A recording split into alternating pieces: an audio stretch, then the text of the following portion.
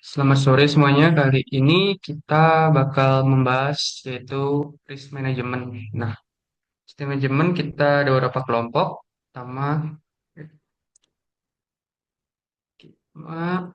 ada anggota kelompok ada empat ya. Ada Madero di Aditya, habis itu saya, Bagus Saputra, dan juga Gede Cahaya Deltana dan Suryanti Daimah. Oke, mengenai chapter 2 yaitu risk management overview. Oke. Jadi ada dua yang kita akan bahas yaitu pentingnya manajemen risiko dan bagaimana cara mengintegrasikan manajemen risiko ini menggunakan SDLC.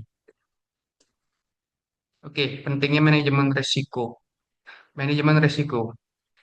Risk management atau manajemen risiko adalah proses mengatur dan menyeimbangkan biaya operasional dan biaya hasil pengukuran keamanan serta tetap menjaga agar tugas utama suatu perusahaan atau organisasi tetap berjalan semestinya. Nah, risk assessment atau risk management bukan hanya terjadi pada lingkungan IT, tetapi juga dalam pengambilan keputusan aspek kehidupan sehari-hari. Oke. Yang kedua ada tahapan manajemen risiko. Nah, jadi tahapan manajemen risiko ini dibagi menjadi tiga ya. Pertama ada risk assessment, risk mitigation, evaluasi and assessment.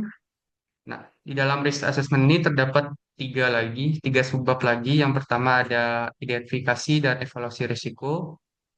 Dan kedua ada dampak risiko dan ketiga ada recommendation pencegahan. Dan kedua di risk mitigation ada dua subbab yaitu implementasi prioritasi, memelihara rakah rekomendasi dan terakhir pada bagian evaluation and assessment ada DAA. Nah, untuk penjelasannya bakal disampaikan pada teman saya, itu ada di slide, yaitu ada di bagian berikutnya. Nah, untuk bagian yang ini SDLC. Nah, di SDLC ini ada 5 bagian yaitu initiation, kedua ada development or acquisition, tiga ada implementation, keempat ada operation or maintenance, dan kelima ada disposal. Nah, di initiation yaitu pada tahap ini yaitu menentukan tujuan dan batasan sistem IT. Dan di bagian development or acquisition yaitu pada tahapan ini yaitu di mana para security analyst mulai mendesain dan mengambil sistem IT yaitu mulai mendesain sistem. Dan yang ketiga, implementation. Pada tahap ini mulai mengkonfigurasi dan verifikasi serta uji coba fitur security yang diinstal. Nah, jadi fitur security-nya itu didapat dari development or acquisition. Dan semua yang di development acquisition ini bakal dikonfigurasikan serta diverifikasi apakah fiturnya sudah diinstal. Nah, ketiga ada operator maintenance. Nah, di operator maintenance ini yaitu pada tahapan yaitu menjaga sistem IT agar tetap terperbarui seperti mengupgrade firmware atau mengupgrade software baik maupun hardware seperti itu. Dan yang terakhir ada disposal. Nah, disposal ini yaitu tahapan menghapus segala jenis informasi yang ada pada sistem IT. Nah, disposal ini ketika ada sebuah upgrade dari sebuah hardware. Nah, di situ kan kita akan menggantinya, mengganti ke perangkat yang baru. Nah, perangkat yang lama ini kita harus hancurkan, mulai dari log, log informasinya maupun log dari firmware bawaannya. Jadi dia tidak boleh ada yang tersisa seperti itu untuk mencegah adanya serangan atau mendapatkan informasi dari pihak luar seperti itu. Nah, kemudian ada key role risk management yaitu pihak siapa aja sih yang bertanggung jawab seperti itu.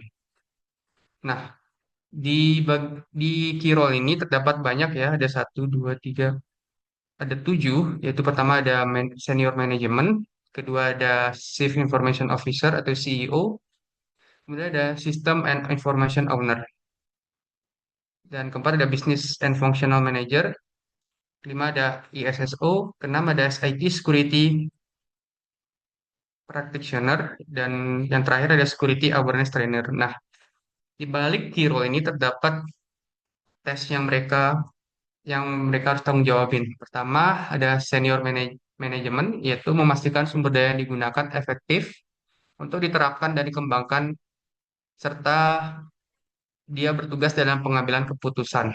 Nah, jadi senior manajemen ini dia mengatur sumber daya ya. Jadi dia yang menentukan apakah harus mengupgrade sesuatu atau tidak. Nah, tugasnya senior manajemen. Dan kedua ada Chief Information Officer atau CEO, yaitu mengatur perancangan, pendanaan, serta performa komponen information security. Jadi dia mengatur perancangan dari security-nya, kemudian dia mengatur pendanaan apakah harus berapa yang harus dikeluarkan pendanaannya, serta menguji performa komponen information security. Jadi dia menguji kelayakan suatu security ya seperti itu. Dan yang ketiga ada sistem and information owner, yaitu dia bertugas untuk memastikan sistem IT tetap berjalan semestinya sesuai dengan CIA Triad. Nah, CIA Triad ini ada tiga ya, dia berbentuk segitiga yaitu confidentiality, habis itu yang kedua ada integrity, dan yang terakhir adalah availability. Nah, di confidentiality itu dia sebagai ini ya kerahasiaan, kedua kedua ada integrity yaitu pastikan bahwa informasi itu tidak dapat diubah atau diganti seperti itu, dan availability yaitu memastikan bahwa sistemnya itu bisa diakses seperti itu. Itu tugasnya dari sistem information owner. Yang, ke- yang keempat ada business functional management manager. Sorry. Dia bertanggung jawab atas operasional bisnis dan bertanggung jawab membuat keputusan yang penting demi tercapai tugas utama bisnis atau organisasi. Dan dia dalam key role-nya, dia bertugas untuk sebagai risk assessment seperti itu. Dia juga ikut serta dalam risk assessment.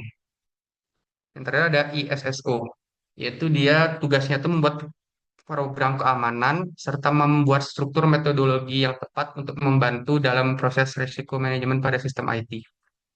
Nah, di ISSO ini dia bertanggung jawab sebagai membuat ini ya eh, program keamanan seperti langkah-langkah yang harus dilakukan jika terjadi serangan seperti itu atau terjadi bencana. Itu ada di tugas ISSO.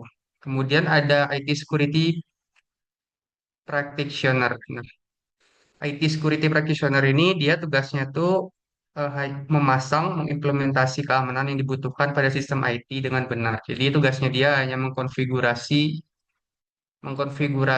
ini ya sistem keamanan supaya dia bisa berjalan semestinya. Itu tugasnya IT Security Practitioner dan serta menjaga agar tetap up to date seperti itu.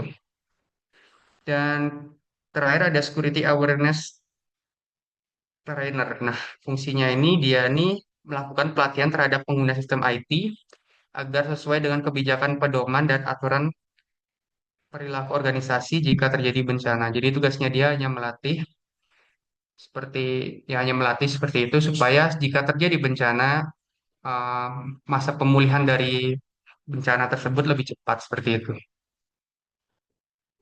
Nah, kemudian ada di chapter 3 risk assessment, itu teman saya yang bakal lanjutkan. Di sini saya akan menjelaskan risk assessment. Nah, jadi dalam risk assessment ini atau penilaian risiko adalah langkah pertama dan penting dalam manajemen risiko. Nah, disinilah kita mulai mengenali apa saja ancaman yang mungkin menyerang sistem kita, bagian mana yang lemah, lalu seberapa besar kerugian kalau risiko itu benar-benar terjadi. Nah, jadi hasil dari proses ini nantinya akan membantu kita menentukan kontrol atau pengamanan apa yang paling tepat diterapkan. Bisa di next.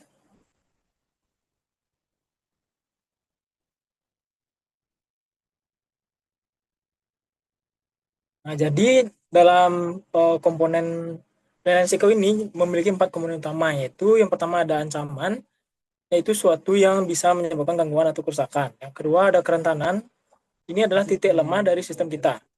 Yang ketiga adalah dampak atau seberapa besar kerugian kalau serangan itu terjadi, dan yang terakhir ada kemungkinan, yaitu seberapa besar peluang ancaman itu akan benar-benar terjadi. Jadi bisa di next.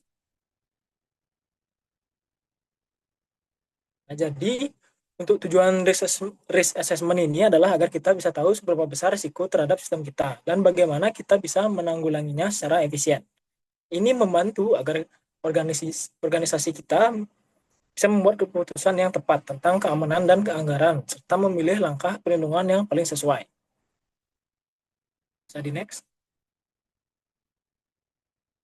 Nah, jadi di sini ada 9 langkah dari risk assessment. Nah, di sini saya singkat saja. Yang pertama ada karakterisasi sistem atau sistem characterization. Nah, di sini kita mulai dengan memahami sistem yang kita nilai. Lalu yang kedua ada identification, uh, threat identification atau identifikasi ancaman. Nah, di sini kita cari tahu potensi ancaman yang bisa mengganggu sistem. Lalu yang ketiga ada identifikasi kerentanan ya, atau vulnerability identification. Nah, langkah ini mengevaluasi titik-titik lemah dari sistem yang bisa dimanfaatkan oleh ancaman. Yang keempat adalah analisis kontrol atau kontrol analis.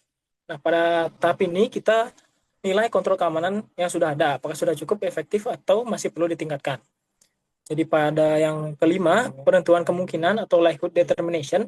Nah, di sini kita tentukan seberapa besar peluang satu ancaman bisa mengeksploitasi kerentanan yang tadi.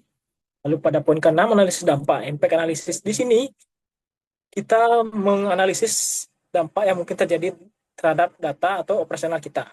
Lalu yang ketujuh, penentuan risiko atau risk determination.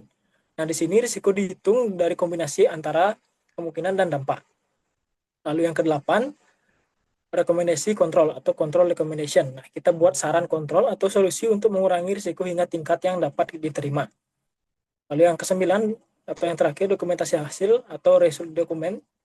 Nah, jadi semua yang sudah kita dapat tadi, kita catat agar bisa digunakan untuk keputusan manajemen dan tidak lanjut selanjutnya. Bisa di next. Nah, jadi pada step pertama, yaitu sistem karakterisasi ini, langkah pertama adalah penilaian risiko. Jadi karakterisasi sistem pada tahap ini dilakukan identifikasi batas sistem seperti yang tadi saya jelaskan.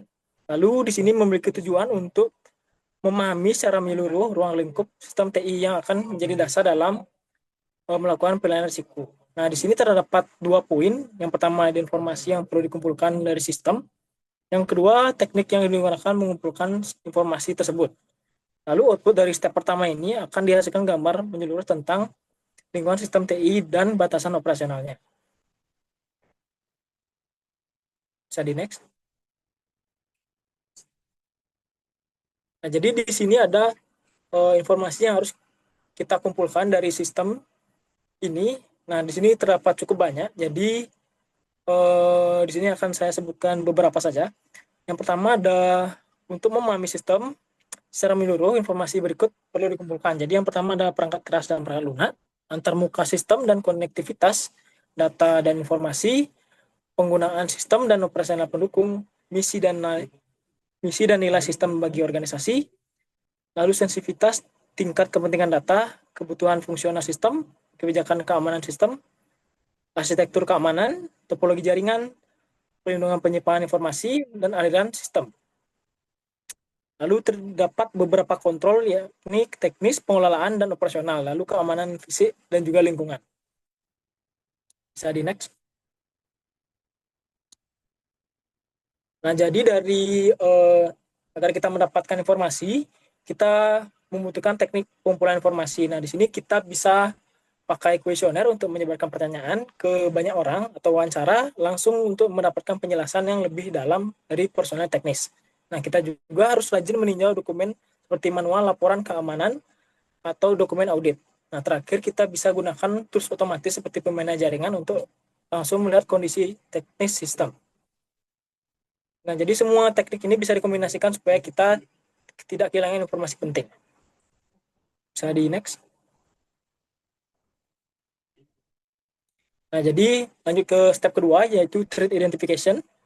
Nah, langkah ini membantu kita memahami siapa atau apa saja yang bisa mengancam sistem TI kita. Nah, di sini terdapat dua hal utama, yaitu identifikasi sumber ancaman. Yang kedua, motivasi dan tindakan ancaman.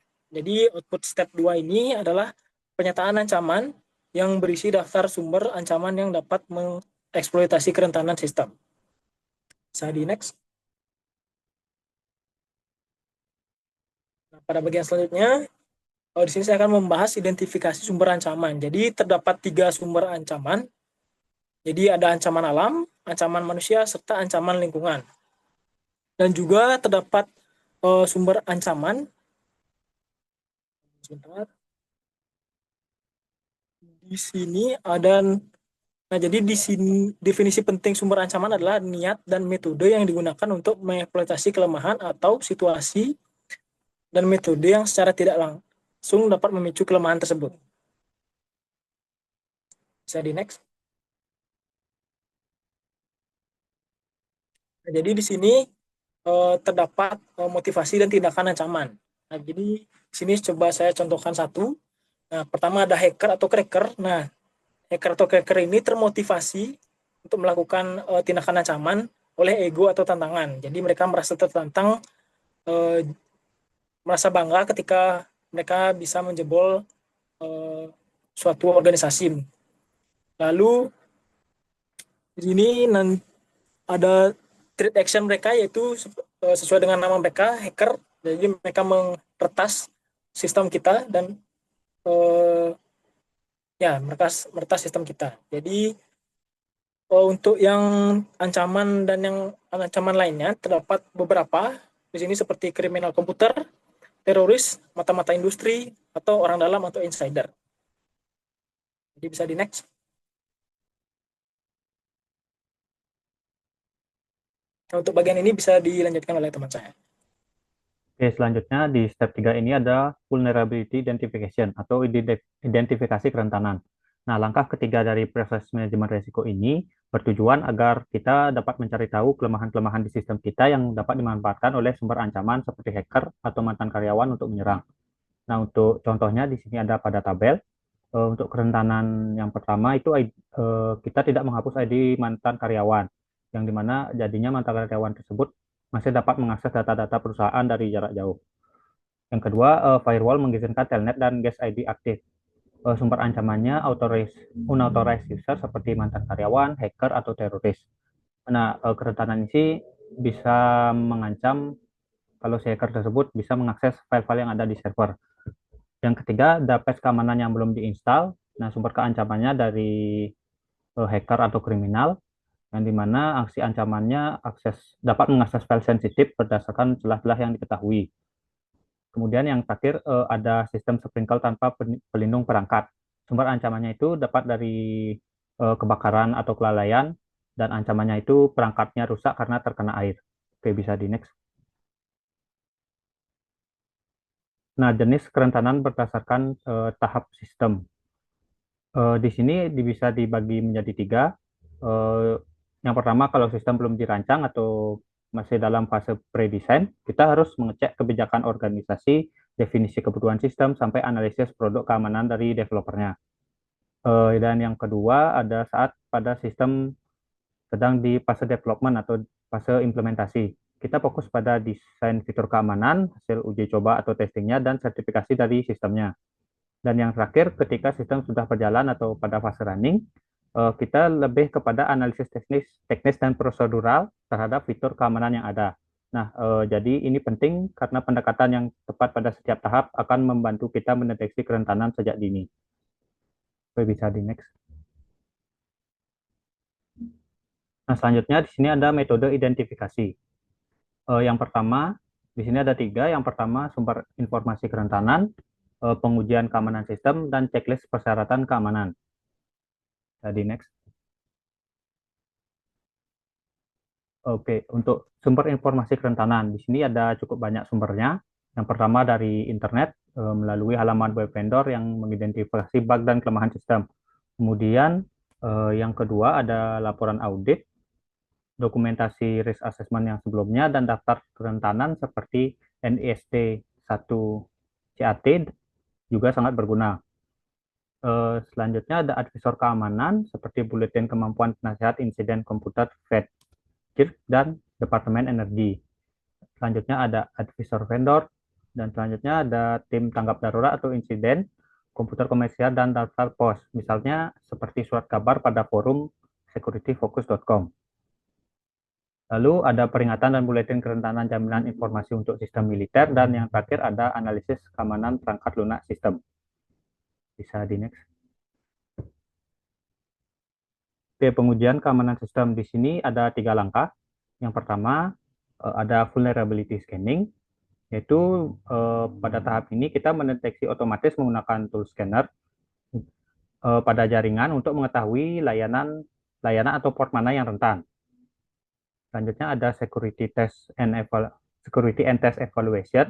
Pada tahap ini kita membuat test script, test prosedur, dan hasil tes yang diharapkan seperti apa. Nah, tujuannya agar sistem kita memenuhi standar keamanan baik dari sisi software, hardware, dan organisasi.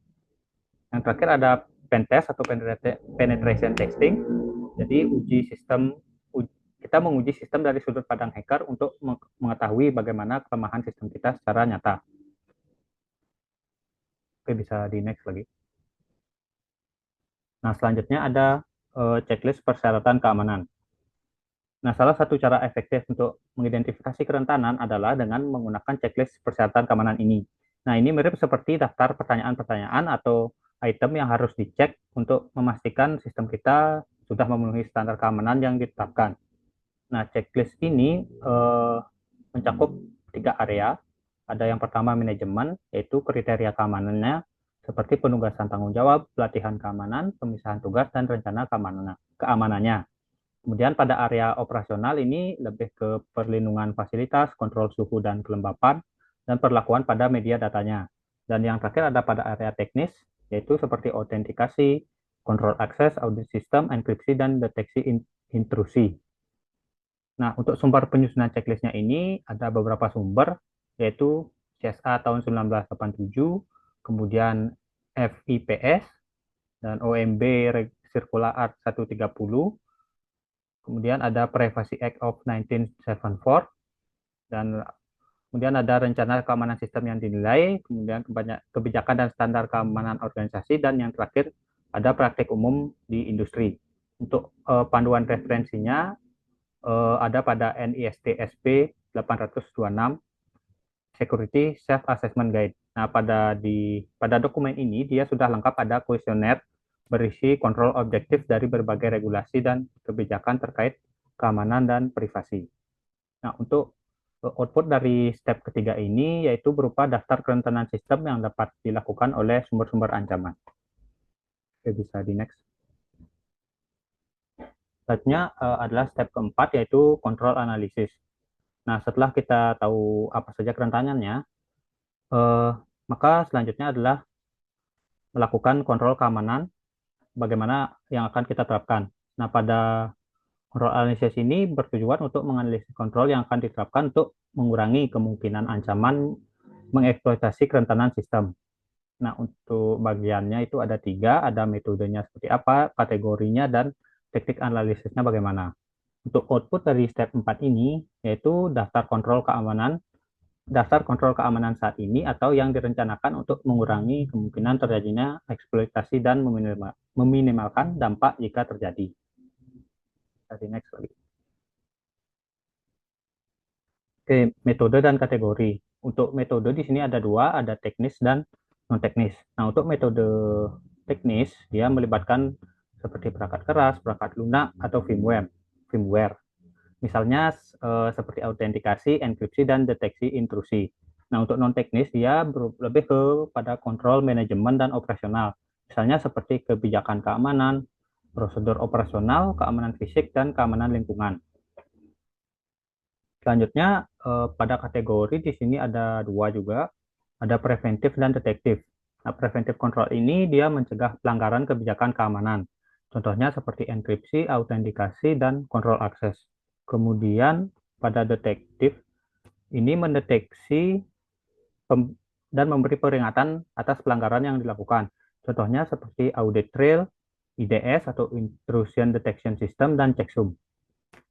Di next. Nah, selanjutnya ada teknik analisis kontrol. Nah, dalam menganalisis kontrol keamanan kita bisa menggunakan security requirement checklist. Nah, checklist ini membantu kita secara sistematis mengevaluasi apakah kontrol yang ada sudah sesuai standar atau belum. apakah sudah komplian atau malah non-komplian. Yang penting checklist ini harus selalu diperbarui sesuai perkembangan kebijakan, teknologi, dan kebutuhan organisasinya. Karena keamanan bukan sekali pasang, tapi harus selalu dipelihara dan dievaluasi. Bisa di next. Oke, dan yang step 5 yaitu likelihood determination. Nah, pada step ini bertujuan untuk menentukan tingkat kemungkinan atau likelihood suatu kerentanan yang akan dieksploitasi oleh penyerang dalam lingkungan sistem. Nah, untuk faktor-faktor penentu kemungkinannya tersebut ada tiga.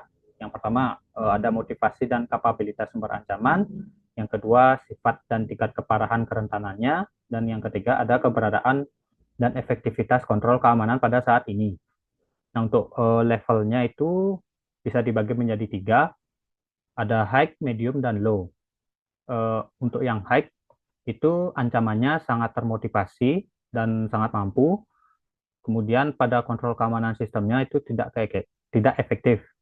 Dan untuk yang medium, ancamannya termotivasi dan mampu, tapi kontrol dari sistemnya bisa menghambat eksploitasi. Dan yang terakhir ada level low.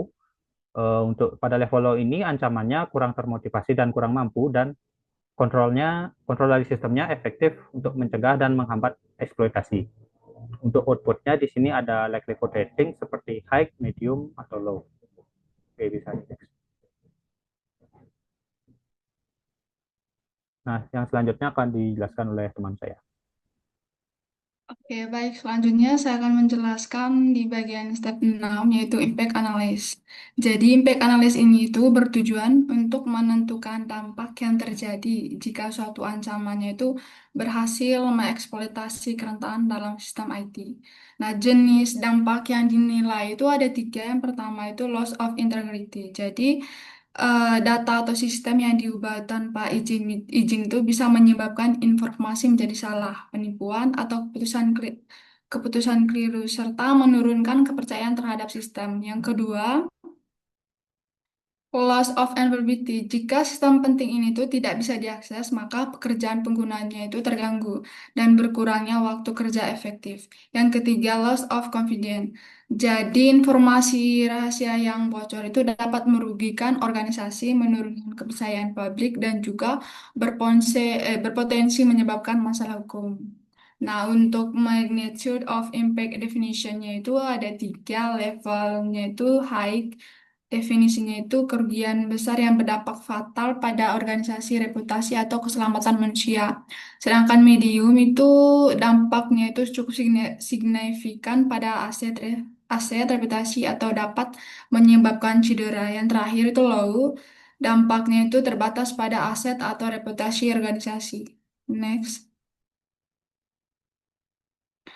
Step yang ketujuh itu risk determination. Nah, tujuannya itu untuk menilai tingkat resiko terhadap sistem IT.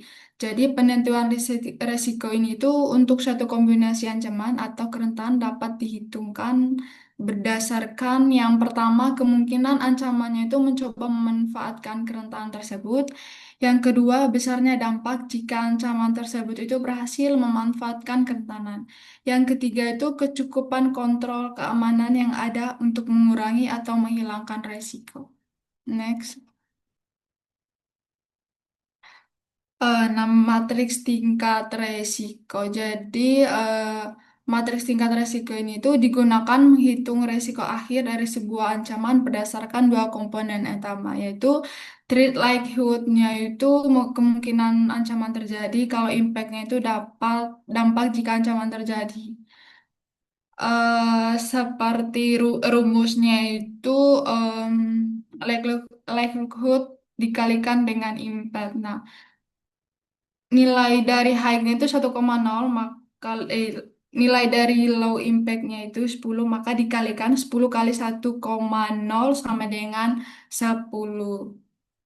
Kalau jadi skala resiko atau risk scale-nya itu hasil dari perkalian likelihood, impact, akan dikategorikan yang pertama itu nilai resikonya itu 50 sampai 100 berarti itu high, 10 sampai 50 berarti medium, 1 sampai 10 itu berarti low. Jadi kesimpulannya itu semakin tinggi probabilitas likelihood dan juga dampaknya, maka semakin tinggi juga tingkat resikonya.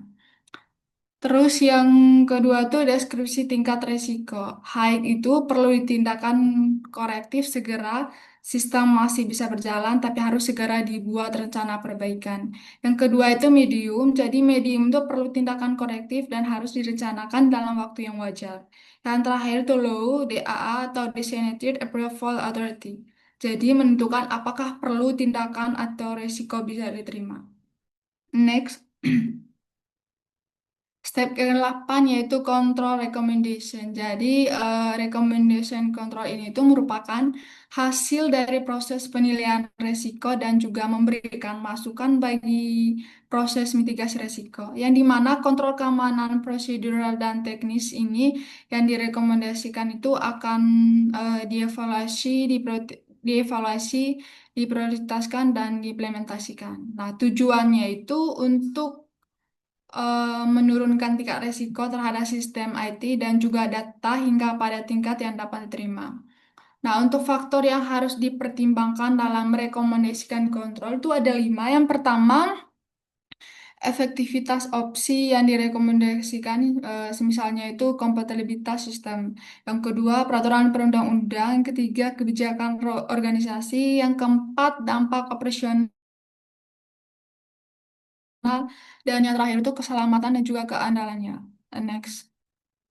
Yang terakhir, tahap terakhirnya itu result documentation. Jadi, result documentation ini tuh adalah tahap terakhir dari proses penelitian risiko, yang dimana tujuannya itu untuk menyusun laporan itu mengenai hasil-hasil analisis risiko. Jadi, laporan ini tuh bersifat manajerial dan juga digunakan oleh pimpinan organisasi untuk membuat keputusan strategi terkait kebijakannya, prosedur pengolahan sistem, dan juga anggaran keamanan IT. Udah selesai. Oke, jadi sekarang kita akan membahas tentang studi kasusnya. Jadi studi kasus yang kita punya itu laman web dari Pengadilan Negeri Balai Agung. Nah, di sini dia terdapat Oke, dia terdapat ini ya, di sini ada pengadilan situs web, yaitu dia bentuknya seperti ini untuk halaman halaman utamanya, dia berbentuk web. Nah, kemudian kita menemukan berbagai kerentanan. Yaitu pertama kerentanan yang sangat besar, yaitu ada pet reversal, yaitu di mana seorang user bisa masuk ke folder yang seharusnya nggak boleh dilihat oleh pengguna luar seperti itu. Contohnya ada keuangan, laporan, dan surat seperti itu. Nah, berdasarkan ininya kita ada 5, ada 9, yaitu ada risk vulnerability atau threat yaitu pengguna tanpa otoritas dapat melakukan pet reversal yang dimana dapat melihat file yang seharusnya tidak boleh dilihat karena dapat informasi yang sensitif. Kemudian ada risk level sama action priority. Nah, risk action sama action priority ini didapat dari NIST. Nah, NIST itu adalah ini ya, adalah sebuah sebuah keamanan yang dimana dia menentukan apakah risikonya tinggi atau enggak. Kemudian recommended control yaitu rekomendasinya yang harus dilakukan seperti mematikan auto index. Yang kedua ada selection plate yaitu dari semuanya ini dipilih. Nah, untuk dipilihnya itu kita milih dua ya, ada matikan auto index sama melakukan validasi inputan. Nah, required resource ini kita melakukan ini ya, eh, resource-nya itu 10 jam untuk konfigurasi server dan membuat validasi inputan. Kedua, responsible, yaitu orang yang tanggung jawab, yaitu ada server sistem admin sama backend. Nah, start date ini dimulainya sampai selesainya. Di sini kita penggunanya itu 1 hari. Dan maintenance-nya yaitu agar tidak terjadi lagi, yaitu melakukan penetesting pada laman web agar bila menemukan kerentanan lebih cepat diketahui. Nah, sekian presentasi dari kami.